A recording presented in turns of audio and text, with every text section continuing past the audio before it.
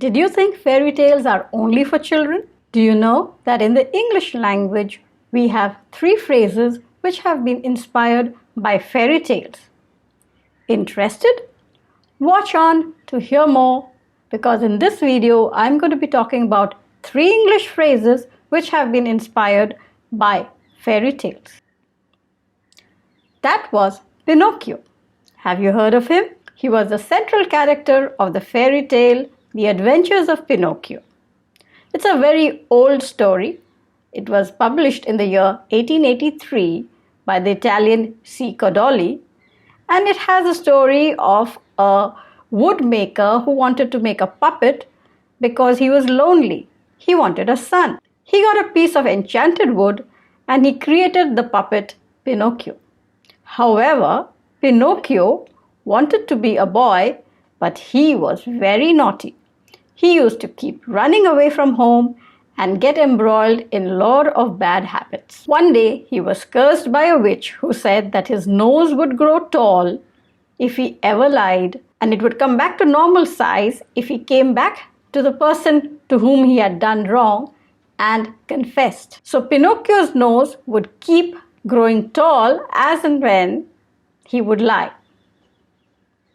Now, interestingly, there is a medical syndrome called the Pinocchio syndrome, in which whenever a person does something wrong or maybe lies, he exhibits a certain physical symptom. For example, he might be hiccuping or he might start sneezing, and he's unable to stop it till he confesses, till he stops lying.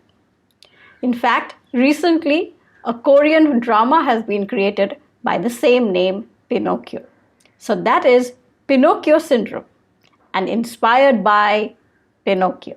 Now, many of you would have heard the story of Goldilocks and the 3 bears. You remember, she was this naughty girl who went into the house of the 3 bears. They had just kept their porridge, which was hot, on the table, and they had gone out for a walk. She tasted the Papa Bear's porridge and said, "Oh, this is too hot." She tasted the Mama Bear's porridge and said, "Oh, this is too cold." And finally, she tastes the Baby Bear's porridge and says, "This is just right." She does the same with their chairs. "This is too hard. This is too soft. Oh, this is just right." And even goes and sleeps on their bed. "This mattress is too hard. This mattress is too soft. This is just perfect." Now, this has led to a phrase called the Goldilocks zone. In astrophysics, it talks about a place around the sun which is neither too hot nor too cold, but just right. It's a place where water can be found. In cognitive psychology, it talks about tasks which are neither too hard nor too easy, but just right.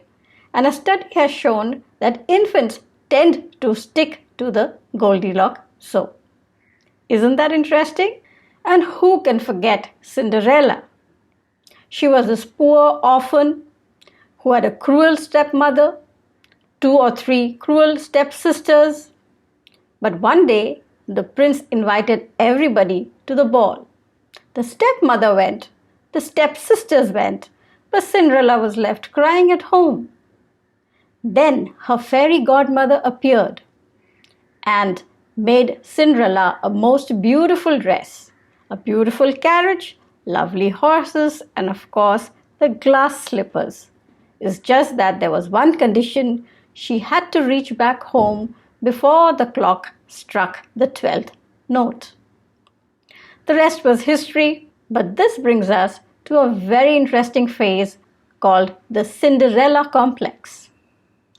Recently, a book has been published by the same name by Colette Darling, which talks about this complex. So a complex is a kind of a personality, and people, generally women, they have a fear of being independent. They don't take independent decisions, and there is this unconscious desire to be taken care of by someone.